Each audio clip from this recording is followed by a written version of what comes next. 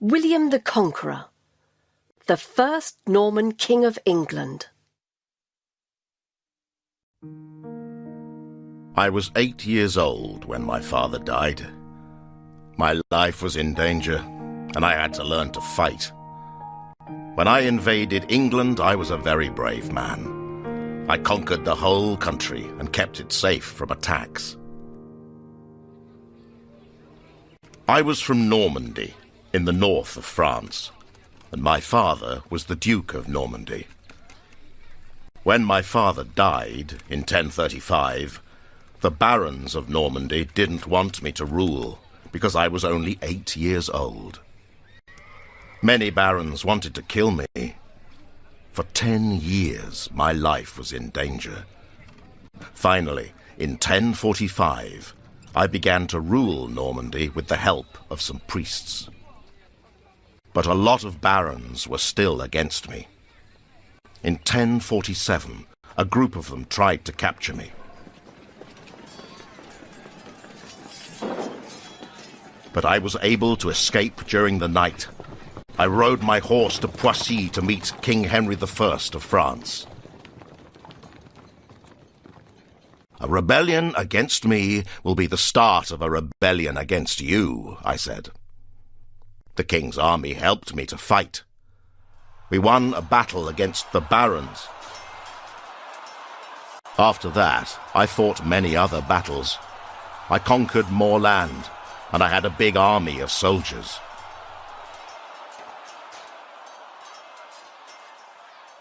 I visited England and met King Edward. He had a lot of enemies, people who fought against him, and I had a strong army, so I offered him my help. He didn't have any children, so he offered me the English throne in return for my help. I also met Harold of Wessex, an English nobleman who was captured in France. I talked to the King of France and asked him to free Harold. Then I met Harold and told him, "King Edward promised me the English throne." Harold was happy because he was free. He said, "I'll help you to become king." But when King Edward died on the 5th of January 1066, Harold broke his promise and named himself king. I was surprised. I was Norman, but the English throne was mine. Now it was time to prepare for another fight. I wanted to invade England, and I had to plan my attack. I spent a lot of money on hundreds of new ships. I also trained a very large army of soldiers. In September 1066, my ships and soldiers were ready. We sailed across the English Channel on the 27th of September.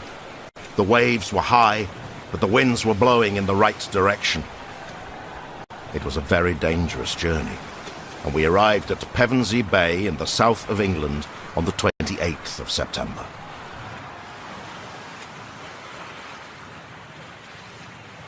When we arrived in England, King Harold and his army were in the north.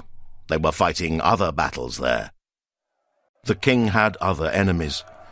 Other people wanted the English throne too. We got off our ships and waited. While King Harold and his army were quickly marching south, we were having a good rest. When the king arrived at Hastings to fight against us, many of his soldiers were tired and injured. After a good rest, my soldiers and I were strong, healthy, and ready for battle.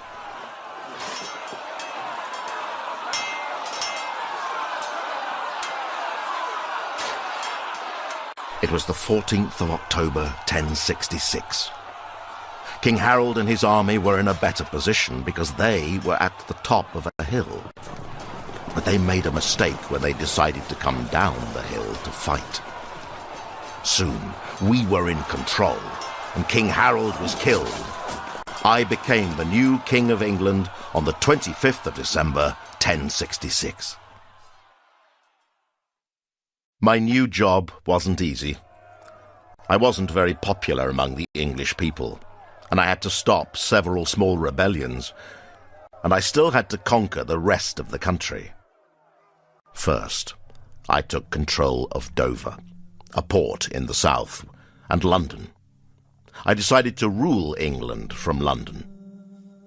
I needed a castle to protect my position, so we began to build the Tower of London. Then, I asked my brothers to rule my new land, and I went back to Normandy to see my family. When I returned to England, I conquered the west and then the north. In 1072, the whole country was mine. Soon there was a new way of life in England. There were Norman laws, and there was a new language, French. The Normans became the rulers. I gave them lands, and the English people worked in their lands. I built a lot of castles across the country. I needed them to protect the country against invaders. I also asked my people to collect information on the number of people in England, and the farms and animals that they had. All this information was written in the Domesday Book in 1085. I died in Normandy in 1087. The next two kings of England, William II and Henry I, were my sons. Saladin, the Muslim leader who fought against the Crusaders. I never lived in times of peace. In my land, there were battles during the whole of my life. I became a good soldier and the leader of a large army. I fought against the Crusaders and a lot of enemy tribes. I was born in the city of Tikrit in Iraq. I was the son of a rich Muslim leader. When I was a child, I lived in Syria. My parents and grandparents told me about the First Crusade, a war between Christians and Muslims. It was from 1096 to 1099. The Christians, who called themselves Crusaders, invaded our land to take control of the city of Jerusalem. Our people lost the war, and it was a terrible time. Our houses were destroyed, and a lot of people died. When I was 8 years old, the Crusaders attacked us for the second time. I saw a lot of people die. They fought for control of the city of Jerusalem. We fought to protect our land, our families, and our way of life. My parents told me the stories of our tribe. I learnt how to read and write, and I also learnt to ride horses. I wanted to be a great horse rider. If I could ride a horse, I could save my life. Soldiers fought battles on horses, and battles were part of our life. We didn't only fight the Crusaders, we also fought enemy tribes. When I was a young man, I met the oldest men of my tribe. They talked to me about the past. They're thinking about the wrong things, I thought. We have to think about the future. We don't have to talk, we have to fight and attack. I decided to become a good soldier to protect my culture. I also decided to become the leader of the Muslim army against the Crusaders. I needed to meet the strongest soldiers of my time. I went to the city of Damascus, and I joined my uncle's army. His name was Shirkuh, and he was a great leader. I became a good soldier with him. When one day my uncle died at a party, I became the new leader of his army. For the next 15 years, I fought a lot of battles. Some of them were against the Crusaders, others were against enemy tribes. We lost some battles, and we won many others. The battles were hard. We lost many good men, but we also conquered a lot of land. We could never rest because we always had to prepare for new attacks. More men joined my army, and I trained them well. I took control of Egypt, Libya, Palestine, Yemen, Gaza, Damascus, and Syria. I also became a sultan. The Muslim empire grew into a very big empire. I wanted to conquer Jerusalem, to take it from the Crusaders. But the Crusaders were our worst enemy. They were very strong, and they had a very big army. I decided to attack the Crusaders at the Battle of Hattin in 1187. We won the battle, and we took control of Jerusalem. I ended 88 years of Crusader control of our land. But 4 years later, the Third Crusade arrived. The leader was King Richard I of England. His army was strong, and he won the Battle of Arsuf against us. The king's horse was killed, so I sent him 2 horses. I also sent him a doctor because he was injured in battle. The people were surprised. I was a good man. Then we fought another battle, and my army won this time. In 1192 I made peace with King Richard because we wanted to stop the war. We made an agreement. Muslims controlled the city of Jerusalem, and Christians could come to visit it. I decided to go back to Damascus because I was ill and my job was done. We had control of our land. On my way, I thought about my life. I asked myself, will the Crusaders come back? And my answer was, they will come back. There will be more wars. It was so sad. I prayed for peace. In 1193, I was 56 years old when I died.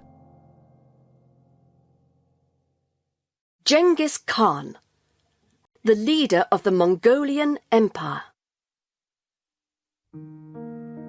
When I was born, my parents called me Temujin. But later in my life, my tribe changed my name to Genghis Khan. My new name meant universal ruler. It was a good name for a man who conquered so much land. I was born in Asia, around the year 1155.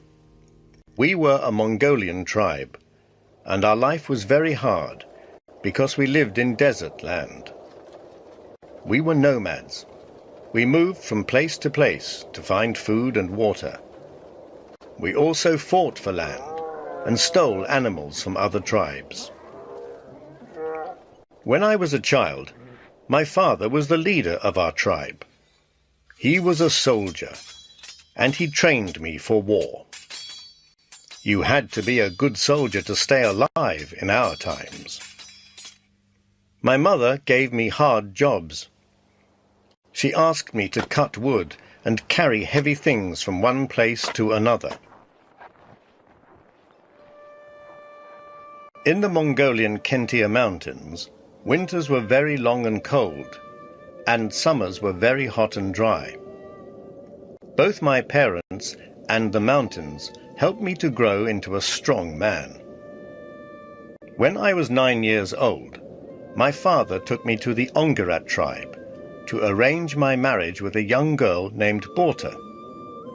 On our way back home, we were attacked by the Tartars, an enemy tribe, and my father died.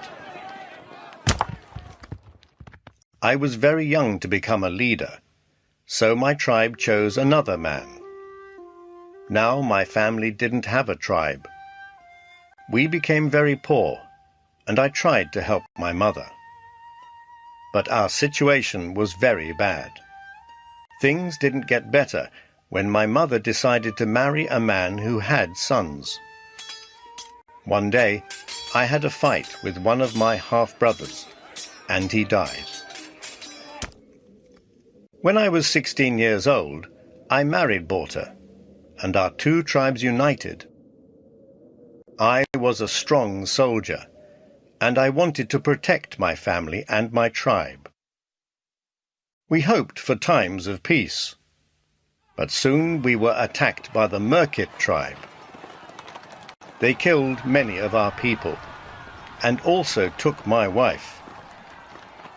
I was able to escape, and I decided to take revenge. I planned our attack very carefully.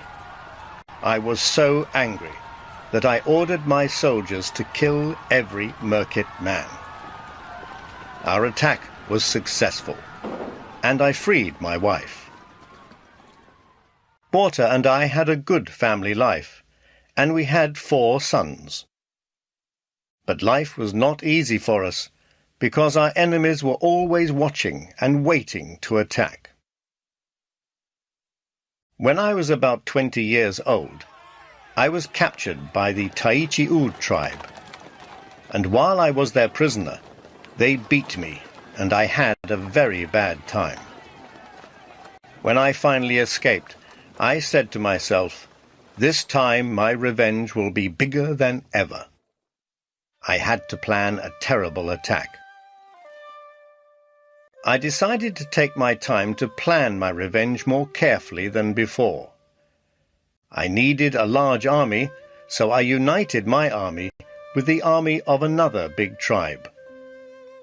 Their leader was Ong Khan, a very powerful man.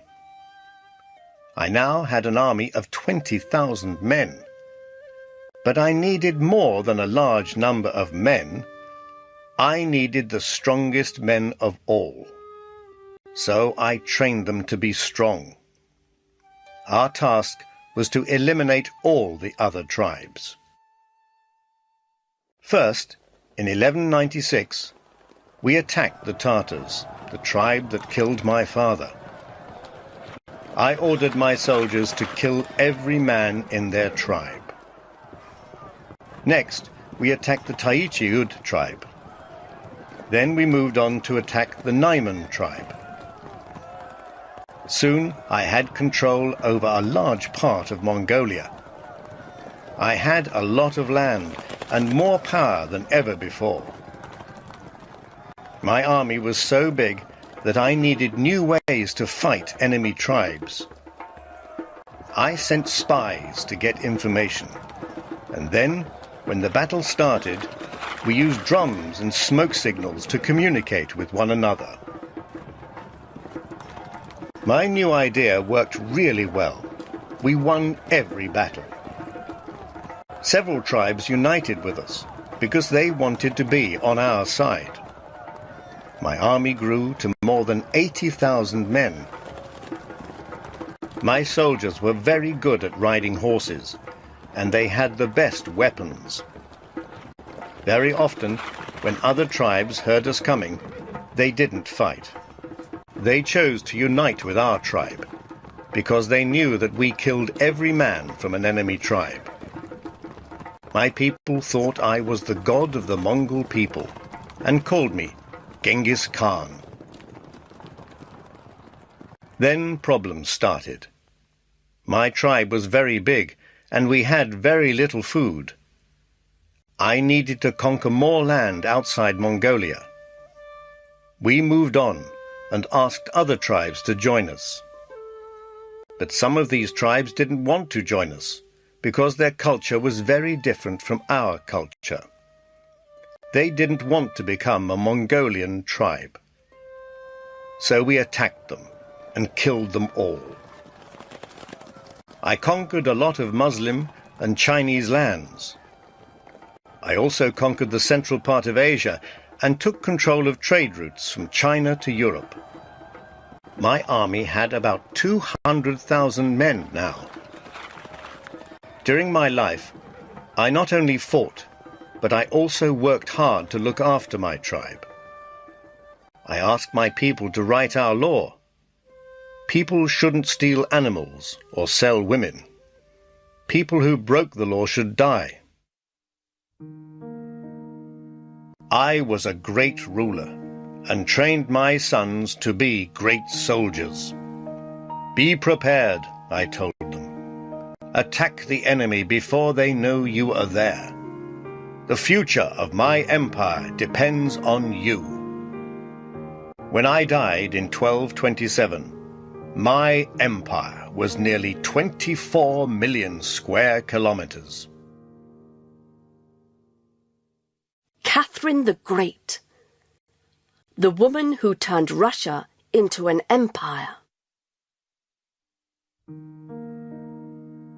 I was not Russian.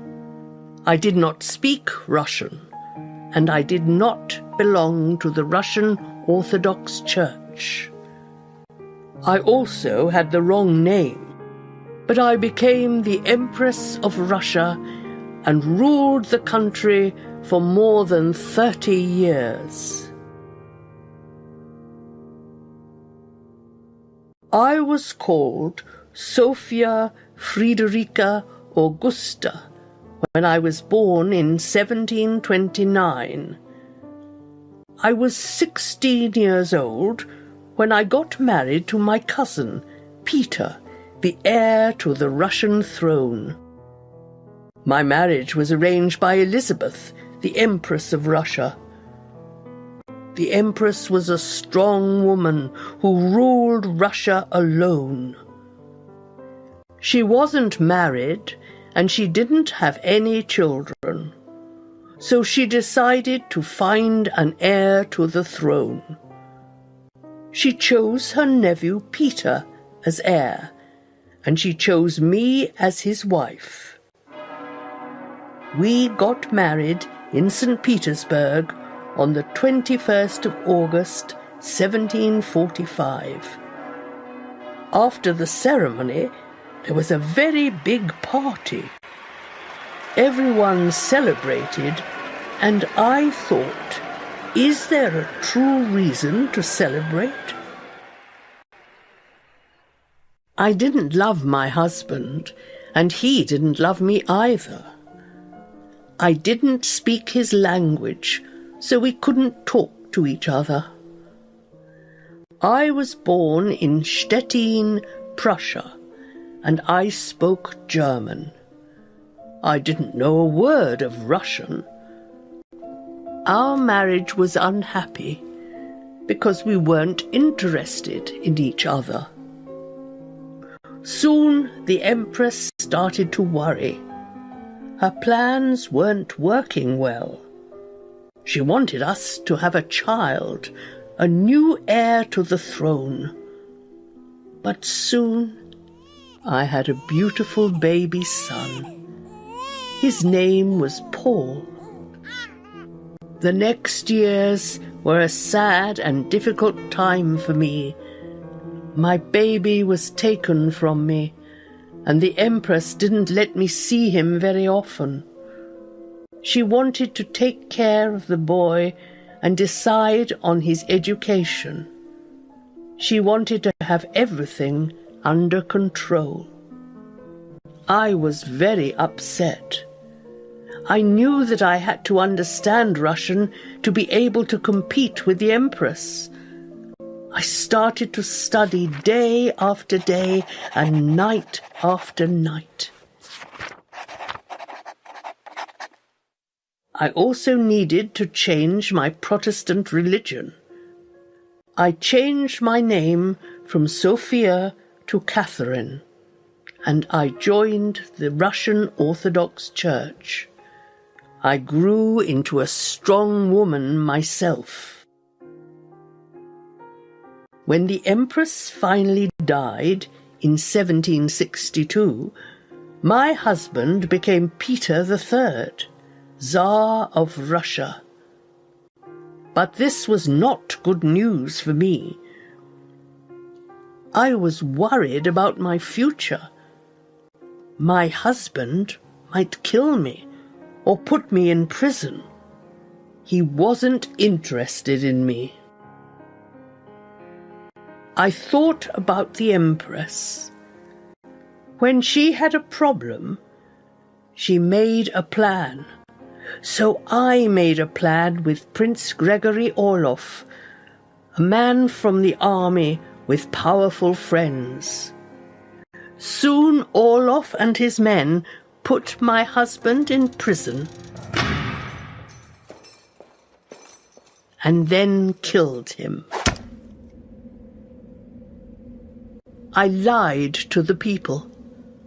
They thought that my husband died from a stomach illness. On the 22nd of September, 1762, I became the new Empress of Russia. I was 33 years old. I was a young woman with a lot of power. Prince Orloff asked me to marry him, but I didn't love him, and I didn't need a husband. I wanted to become a great ruler of Russia. I was interested in art and education. I opened many schools, and St. Petersburg became a center of culture.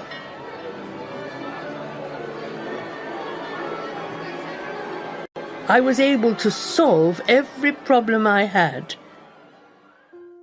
When there was danger of a war in Russia because the noblemen didn't like my new ideas, I gave orders to kill their leader. When our borders were in danger, I ordered the army to conquer new lands. Ukraine, Lithuania, Latvia, Belarus, Crimea and Poland became part of Russia. The country became a big empire. I didn't rule Russia alone. In 1774, Grigory Potyomkin became my advisor. For 17 years, he helped me to make decisions, and he was the leader of the army. I also got help from a lot of other people. People were happy to help me, because when I asked for a favor, I always gave something in return. I was the Empress of Russia for 34 years. I improved the living conditions in my country and turned it into a big empire. I was a great ruler. I changed my name from Sophia to Catherine. Then people changed it to Catherine the Great. Abraham Lincoln, the United States President who stopped slavery. I was born in a one-room house and had very little education as a child. To educate myself, I read the life of George Washington, the Bible, and plays by Shakespeare. I became President of the USA and freed more than 3 million slaves. I lived with my parents on a farm in the state of Kentucky. Our house was a small cabin with one room. My parents had little education, but taught me some of the most important things in life. Respect and justice were always valued in my house. I was a child when I learnt that life was hard. I worked on my father's farm in both good and bad weather. When I was 9 years old, my mother became ill and died. Soon my father began to have problems with the farm because he couldn't compete with the other farmers in the area. They owned slaves who worked for them, but my father did not. He thought that it was wrong to own slaves and that every man should be free. My father decided to start a new life, and he got married to Sarah Bush Johnston. It was the start of a new life for me, too. I became closer to Sarah than to my father. She was kind to me, and she became a good stepmother. When I was a young man, I decided to find a job. I went on a boat down the Sangamon River, and I got a job in New Salem in Illinois. My job was to take things down the river to New Orleans and sell them there. This was a great experience. I learned to communicate with people. Then the Black Hawk War started. It was a war against the Indians, and I joined the army. This was another important experience in my life. There must be a better way of solving problems, I thought. After the war, I decided to educate myself. I read The Life of George Washington, the Bible, and plays by Shakespeare. I was interested in the law and politics, and these books helped me develop my ideas. I also opened a shop in New Salem because I needed to make some money while I studied. When I became a lawyer in 1837, I stopped working in the store, and I started an office with William Herndon, a lawyer who was against slavery. I thought that the only way to stop slavery was with political action, so I decided to begin my political career.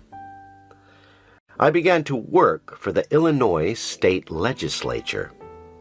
In a legislature, laws are decided. I thought that life should be fair for everyone, and it was necessary to have the right laws. When I became leader of the Illinois Whig Party, I began to explain my views in public. I said that I wanted a government of the people, for the people, and by the people. I also said that slavery was not fair. A lot of people didn't share my views. One of them was my fiancé's father, Mr. Todd. He was a rich man who had a lot of slaves. However, Mary and I got married and later had 4 sons. In 1846, I was elected to the United States Congress. In Congress, people make the country's laws. In 1847, I started work as a lawyer again. It was a useful time because I talked to a lot of people and I learned about their problems. Then, in 1856, I joined the Republican Party and became its leader until, in 1860, I won an election and became president. It wasn't easy. When I became president, 7 southern states decided to form a new country, the Confederate States of America. The people who lived in these states had slaves. They didn't want me as president because I wanted to stop slavery. On the 12th of April, 1861, I declared war. I wanted to join the North with the South into one country again, and the American Civil War began. It was a sad time for all of us. 2 years later, I declared that more than 3 million people were free from slavery. Now, white people had to pay black people for their work. Many of them didn't want to pay them. but they had to respect the law. In 1864, I started my second term as President of the United States. The war continued until the 9th of April, 1865. We paid a terrible price for the war. 600,000 Americans died, and the war also cost my life. One day, I was at the theater with my wife when I was shot and killed by John Wilkes Booth. He ended my presidency, but he did not end my cause. I died, but the country was one country again, and slaves were already free. Queen Victoria, the queen who gave her name to the Victorian age. I was one of the most famous queens in the world, and I gave my name to the Victorian age. But when I became Queen of England, I didn't want to be queen. I was very young. I was born in London on the 24th of May, 1819. I was the only child of Edward, Duke of Kent, and Princess Victoria Mary Louise of Saxe-Coburg. I became queen when my uncle, William IV, died in 1837. I didn't want to become a queen. I was 18 years old, and I wanted to have a good time. Also, although I was educated in England, I felt more German than English. I spoke German because my mother was from Germany, and she spoke to me in her language. My father was from England, but he died when I was only 8 months old. As soon as I became queen, I learnt that I had a lot of responsibilities, but no power at all. From the beginning, Lord Melbourne, the Prime Minister, told me, "Politics are not for kings or queens, they're for politicians." I have to change this, I thought. I'm the Queen of England and Scotland, and I want to make decisions. I want to choose the people who will work for me. Soon, several wives of politicians were working for me. In 1836, I met my German cousin, Albert of Saxe-Coburg and Gotha, and we got married 4 years later. Our marriage was arranged for us, but we loved each other. We could communicate easily because I could speak his language, and we got on really well. He gave me good advice on money matters, and we took decisions together. We worked as a team. Our problem was that we were very unpopular. I wasn't popular among politicians because I wanted to rule and make decisions. And my husband wasn't popular among the people because he wasn't British. We soon found out that we had a lot of enemies. People tried to kill us several times. One day, my husband and I were travelling on a coach when a man shot at us. His bullets didn't hit us, so we were not hurt. 2 years later, the same thing happened again.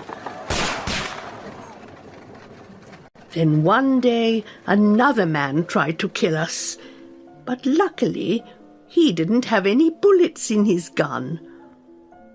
This is a dangerous job, I thought. At the beginning of my reign, life for British people was very hard. In Ireland, thousands of people died because they had no food. In London, A lot of people didn't have a job, and there were a lot of beggars in the streets. I ruled during the Industrial Revolution. It was a time of technological advances. Factories started using new machines, and the world's first trains started carrying things from one place to another. Cities grew fast because people moved from the countryside to the city to find jobs in factories. But factory workers earned very little money, and they couldn't buy a place to live, so they lived in very bad conditions in old buildings. I lived in Buckingham Palace. It was a beautiful building in London. I enjoyed a happy family life with my husband and our 9 children, 5 daughters and 4 sons. But our palace wasn't only a home. It was an important meeting place too. Many kings and leaders from other countries came to visit us. They liked the beautiful building and the paintings on its walls. Another important building in my time was Crystal Palace. It was in London too. It was a very large building made of glass. In 1851, there was a great exhibition at Crystal Palace. People from all over the world came to see the new inventions and machines that were shown there. My husband and I often went to the exhibition to meet the visitors. We enjoyed our public life. But one day, in 1861, when I was 42 years old, Albert became ill and soon died. I never recovered from his death. I was the mother of 9 children and the ruler of a big country. I had a lot of responsibilities. My servants, the people who worked for me, and government officials tried to help me, but life was very difficult. I decided to stop my public life. During my reign, Britain became the most powerful country in the world. The British Empire grew and became the biggest empire in history. It included India, Australia, Canada, and South Africa. There was much more trade. There were more jobs for the people, and living conditions were better for everyone. I never visited any of the colonies of the British Empire, but I travelled to Scotland several times. I had a friend there, and I liked to talk about my problems with him. His name was John Brown. People didn't like my visits to Scotland because they thought that I spent too much time there. I knew that I wasn't a popular queen. I also knew that my visits to Scotland were not helping me to become popular. But one day, when I was coming back from one of my visits, a man tried to kill me. To my surprise, people were sorry for me.